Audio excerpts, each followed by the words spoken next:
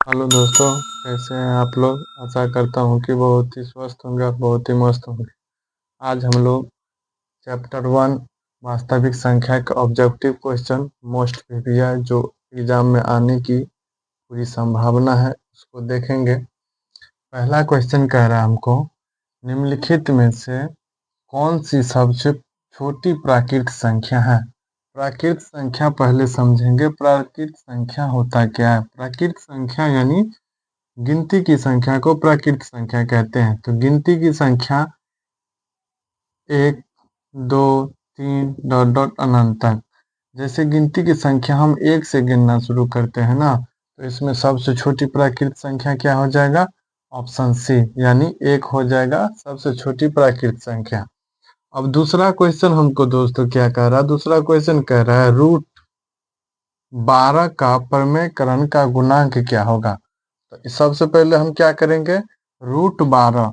तो √12 का गुणनखंड पहले करेंगे। 12 का गुणनखंड हम लोग ऐसे लिख सकते हैं, 2 × 2 × 3 यानी 2×2 = 4 तिया 12।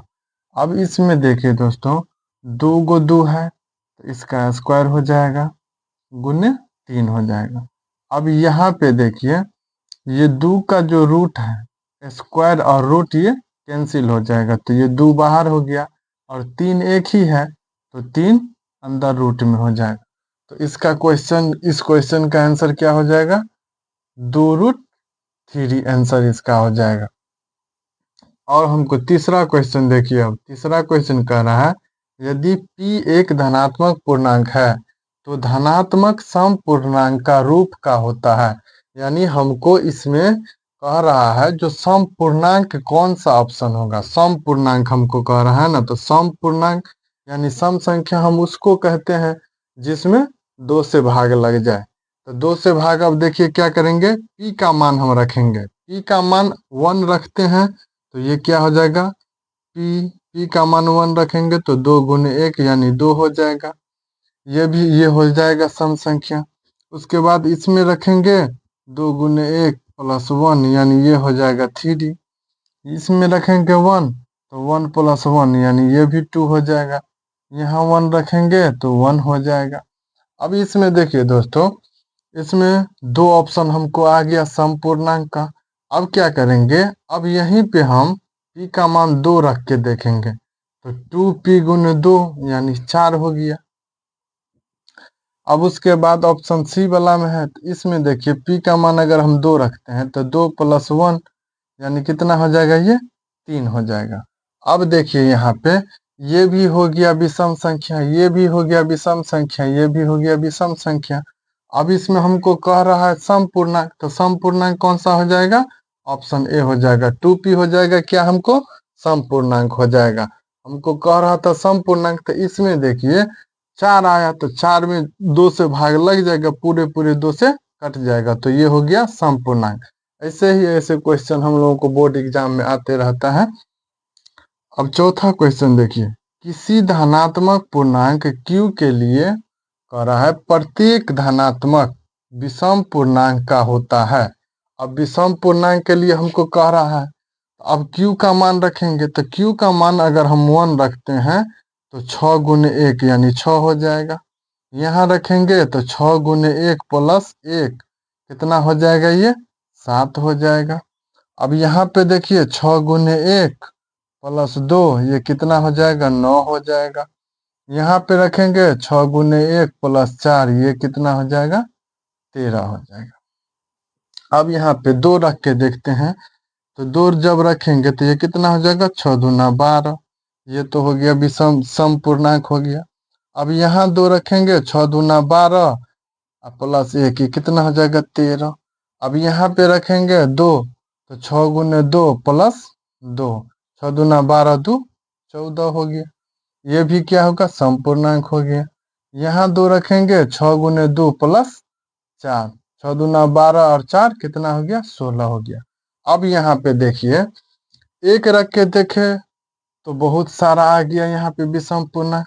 अब 2 रख के चेक करेंगे तो ये हो गया सम पूर्णांक, ये हो गया विषम पूर्णांक, ये हो गया सम पूर्णांक, ये भी हो गया सम पूर्णांक। तो अब हमको इसमें कह क्या रहा है, विषम पूर्णांक निकालने के लिए, तो विषम पूर्णांक कौन सा हो जाएगा, ऑप्शन बी हो जाएगा विषम पूर्णांक। हमको कह क्या रहा था, इसमें कौन सा जो है विषम पूर्णांक है, तो विषम पूर्णांक हमको कौन हो जाएगा, 6q+1। आइए अब अगला क्वेश्चन देख, क्वेश्चन नंबर 5 कह रहा है, यदि भाग एल्गोरिथम a बराबर BQ/R में a का मान 72 दिया है, q का मान 8 दिया है तथा r का मान 0 है, तो b का मान निकालने के लिए बोला जा रहा है। अब b का मान हम लोग कैसे निकालेंगे, जैसे a बराबर कितना हो गया, BQ+R, ठीक। a का मान दिया है 72, b का मान हमको नहीं दिया है तो निकालना है, q का मान कितना दिया है, 8 दिया है प्लस 0 है। अब यहाँ पर 72 बराबर गुना करेंगे कितना, 8 भी हो जाएगा, ये 0 जोड़ेंगे कोई भी संख्या में तो जो संख्या जोड़ते हैं वही संख्या होता है। तो यहाँ पर क्या हो जाएगा दोस्तों, 8b बराबर 72 हो गया, तो b बराबर कितना हो जाएगा, 72/8, 8 नमा 72, यानी b का मान कितना निकल के आया, 9 हमको निकल के आया। इसी आधार पे बहुत सारा क्वेश्चन पूछ सकते हैं, जैसे अगर यहाँ पे देखिए, अभी b का मान पूछा है, फिर r का मान, सबका मान दे देगा, फिर a का मान पूछेगा, इसी आधार से बनाना है। a का मान पूछेगा, फिर q का मान पूछेगा, कभी r का मान पूछ देगा। ये वेरी वेरी इंपॉर्टेंट यानी VVI क्वेश्चन है, इस आधार पे 1-2 क्वेश्चन रहेगा ही रहेगा। अब उसके बाद क्वेश्चन नंबर 6 क्या कह रहा है, क्वेश्चन नंबर 6, दो परमेय संख्याओं के बीच में अधिकतम कितनी परमेय संख्या हो सकती है, इसमें कह रहा है अधिकतम कितने परमेय संख्याएं हो सकती है। तो दो परमेय संख्या लेना है, अगर हमको बोला जाए 2 तथा 3 के बीच में परमेय संख्या निकालने के लिए, तो इसके बीच में अनंत यानी बहुत सारा हम चाहे तो निकाल सकते हैं परमेय संख्या, अनंत, इसका ऑप्शन क्या हो जाएगा, अनंत हो जाएगा। जैसे अगर परमेय संख्या बोला जाएगा हमको निकालने के लिए, तो इसी को हम इसी के आधार पे जैसे 2.1, 2.2, 2.3 यानी बहुत सारा निकाल सकते हैं। अब उसके बाद क्वेश्चन नंबर 7 क्या कह रहा है, किसी धनात्मक पूर्णांक a और b के लिए, कोई धनात्मक पूर्णांक है जो a और b है, उसका मौसा गुण्य ab का लौसा निम्न में से कौन होगा। अब देखिए इसमें कह रहा है, एक फार्मूला आप लोग पहले पढ़े होइएगा, पहली संख्या गुण्य क्या होता है, दूसरी संख्या,